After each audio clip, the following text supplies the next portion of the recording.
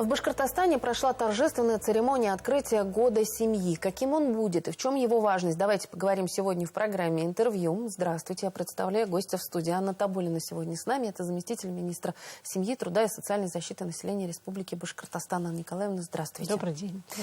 Вот такое мероприятие прошло. Открытие Года семьи.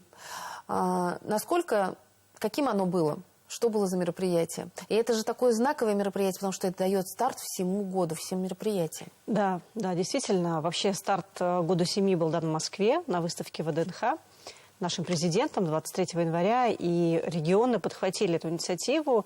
И сейчас прям прошла волна открытия Года семьи в субъектах. У нас был запланирован на 1 февраля. Такое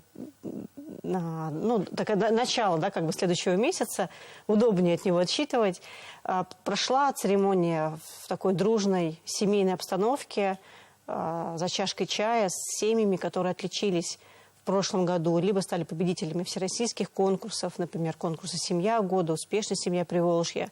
Были также участники Всероссийского форума «Родные любимые», которые как раз-таки были на открытии Года семьи в Москве.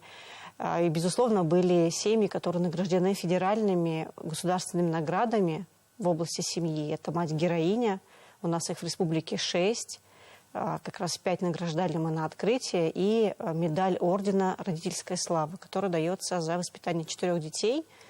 С определенными критериями, что дети должны уже учиться, например, в колледже или в вузе, или, может быть, даже уже работать, достичь каких-то высоких результатов. И за их воспитание поощряются родители. Как раз часть этих семей у нас была на церемонии открытия. Вы говорите, что это отличившиеся семьи на всероссийских каких-то мероприятиях, ордены вручали, да. Какие это семьи современные? Я понимаю, что каждую не опишешь, но в общих чертах. Да, в общих чертах, если сказать, то это очень активные семьи, обязательно полные. То есть сегодня, кого мы награждали, мама и папа есть, да. Это, как правило, дети занимаются музыкой, либо творчеством, потому что именно в такой семье получается где-то участвовать, выступать, не стесняться, подавать заявки. Была у нас семья, например, Янкербаев, которая заняла в нашем региональном конкурсе «Семья года» тоже первое место в номинации «Золотая семья». То есть здесь оцениваются семьи, которые прожили больше 50 лет вместе. И как их оценить? Просто смотрим, у кого интересная жизнь. Например, кем стали дети, чем они занимались сами. И знаете, когда мы сейчас готовили, например, открытие Года семьи, собирали краткую информацию, то есть такое, что можно о семье уникально сказать. И например, выяснилось, что одна из супруга, этой семьи, золотой семьи, в свое время работала телятницей. И нам сейчас как-то даже режет слух, а что это за профессия такая, да, телятница? Она, оказывается, выхаживала новорожденных телят в совхозе, работая. И она всю жизнь проработала практически в сельском хозяйстве. Конечно, в этом есть какая-то уникальность, да, то есть она и детей воспитывала, и таким занималась полезным делом для своего села. В общем, разные. Есть семьи, которые взяли детей приемных, и их стараются поставить на ноги, тоже приучая к различным. Там и языки учат дети, и музыкой занимаются. В общем, мать-героиня вообще это женщина, родившая и воспитавшая 10 и более детей. Сегодня мы тоже их награждали. Анна Николаевна, расскажите, сейчас у нас очень много в последнее время звучит семей, которых награждают именно на федеральном уровне. Чем отличаются эти семьи? В чем их уникальность? Да, как-то раньше действительно мало подавали, может быть, скромничали, в том числе сами семьи о себе заявлять. И именно благодаря конкурсам, о которых я говорила, появляется, мы находим эти семьи, о них узнаем и, соответственно, предлагаем, давайте мы их представим к награждению.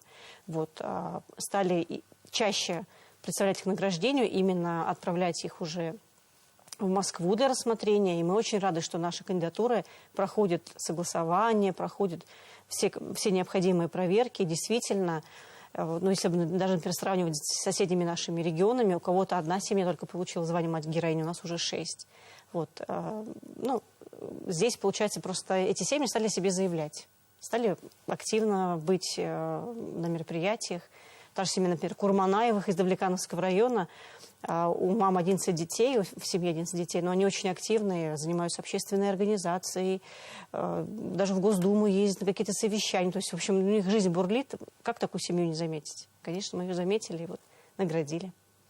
Анна Николаевна, и год семьи, торжественное открытие, это стало началом мероприятия. А вот какие еще мероприятия будут в этом году?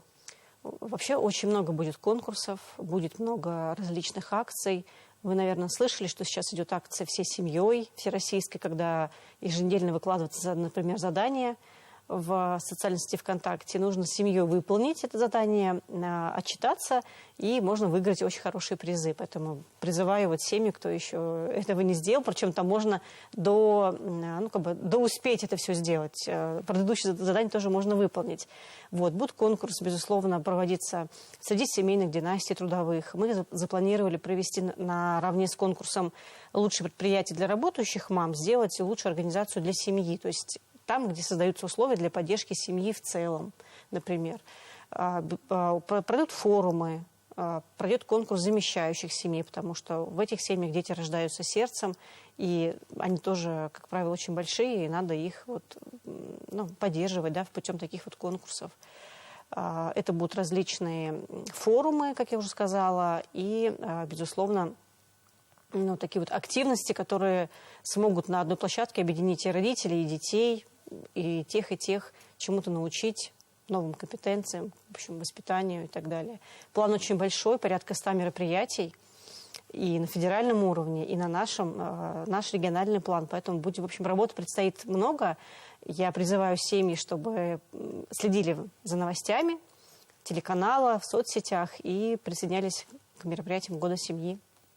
Год семьи наводит какой-то вот определенный порядок, и в законодательной системе вот уже говорят о том, что будет единое удостоверение для многодетных семей и определят понятие многодетной семьи, которое трактовалось в каждом регионе по-своему, а теперь будет одинаково. Вот хочу проверить эту информацию от вас, насколько это все правда. Да, это все правда. 23 января был подписан указ о едином статусе многодетной семьи в Российской Федерации. Наверное, года 2, как и депутаты, и общественники выходили с этой инициативы, потому что, например, семья многодетная, путешествуя по России, уже не пользуются льготами, к примеру, для посещения бесплатного парка или музея, потому что удостоверение нашей семьи уже, например, не действует в другом регионе. Кроме того, и национальные особенности. Где-то семья многодетная – это 7 детей, где-то было 3 ребенка. Да, у нас, например, в регионе 3 ребенка считается семьей многодетной. И вот в этом указе президент России как раз-таки утвердил, что теперь в России многодетной семьей является семья, воспитывающая 3 детей. Причем очень важно, если раньше старший ребенок переходил уже 18+, эту грань, то семья переставала быть многодетной, потому что все, ребенок у нас по закону уже не является ребенком. Так вот сейчас статус семьи многодетной, он бессрочный, потому что семья остается быть многодетной, особенно если ребенок продолжает и учиться, например, в вузе до 23 лет, и впоследствии какие-то, возможно, меры поддержки семья получать не сможет, так как уже дети закончили, например, институт. Но вот сам статус, что ты семья многодетная, насколько это важно, вот мы слышали от родителей, потому что дети остаются детьми для родителей. Вот он будет бессрочным. И единое удостоверение, вы все правильно поняли, оно действительно будет теперь, оно будет действовать на всей территории России. И неважно, куда бы мы поехали, мы можем его предъявить и получить соответствующую льготу, скидку, или для чего оно, например, нужно. Это удостоверение будет федеральным, оно к нам будет в республику приходить, и, соответственно, мы будем его уже семьям вручать.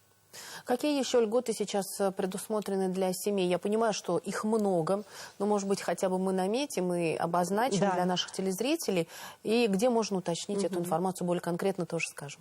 Да, льгот на самом деле много, они разные. И сразу скажу, где можно посмотреть. Если забить в поисковике сейчас, что положено семьям с детьми в Башкортостане, то выйдет ссылка на Лангрид.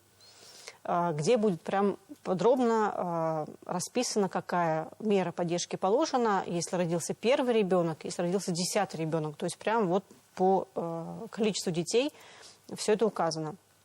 Например, если касается этой многодетных семей, я бы разделила, да, вот на две категории.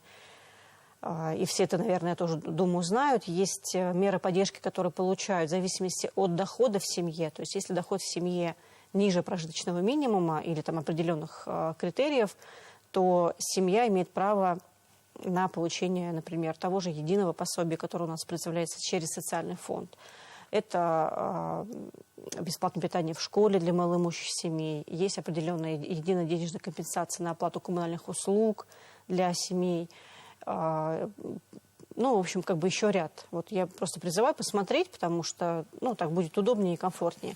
И есть второй блок мер поддержки, который не зависит от дохода. Таких немного, на первый взгляд, но если вот дальше, как бы так скажем, развивать, искать, то на самом деле они примерно, может, даже и будут наравне. Это освобождение транспортного налога. Причем, если машина, ну, как бы легковая, освобождается полностью, если больше 150 лошадиных сил в виде автобуса, то там идет половина стоимости. Это бесплатное посещение музеев. Это вы можете проверить, прийти в Национальный музей республики, в любой городской музей при предъявлении удостоверения. Многодетной бесплатно, семьи? да, многодетной семье. То есть наше государство, кстати, в том указе о многодетной семье как раз-таки указано, что семьи имеют право посещать бесплатно и парки культуры, и музеи, и театры и так далее. Вот. Здесь бы я отметила. Ну, в отдельных районах есть у нас льгота на бесплатные, точнее, освобождение от имущественного налога, от земельного налога. Ну, тоже вот в этом лангриде все у нас прописано, которые в том числе не являются, ну, материальными. Анна Николаевна, если очень коротко, у нас еще есть отдельная категория, это семьи участников специальной военной операции. Какие льготы положены им? По-моему, их порядка 40. 38. Да, 39, Уже 39 мер поддержки. Сейчас я знаю, что ведется работа в том числе по дополнению этого перечня, потому что все равно возникают жизненные ситуации, где вот нужно, ну, невозможно все сразу предусмотреть, да, то есть это и возраст членов семьи, и различные отношения между ними. Меры поддержки у нас оказываются почти всеми ведомствами, и нашим министерством, и касается там Министерства лесного хозяйства, здравоохранения и так далее. У нас работает фонд «Защитники Отечества», комитет семей воинов Отечества, созданы чаты в мессенджерах, куда тоже можно вступать, информацию оттуда получать, черпать, моментально, оперативно решает вопросы. И Центр управления регионом тоже можно оставлять сообщения под постом главы республики, и мы обязательно вам поможем. Не знаю, есть ли смысл перечислять все меры, их тоже легко найти в интернете, много, да, но есть самое главное, что они дорабатываются. Да. И где информацию по ним можно получить? Проще всего зайти на сайт Министерства семьи, труда и социальной защиты населения, и прям первый баннер, который вы увидите, будут меры поддержки. На него нужно щелкнуть, и там будет все перечислено. Анна Николаевна, спасибо огромное, что пришли сегодня к нам в студию, рассказали о том, каким будет год семьи. Надеюсь, что в этот год у нас будет больше создаваться и семей, и рождаться детей, чтобы все были здоровы. Спасибо огромное. Напомню, это была программа «Интервью». Спасибо, что были с нами.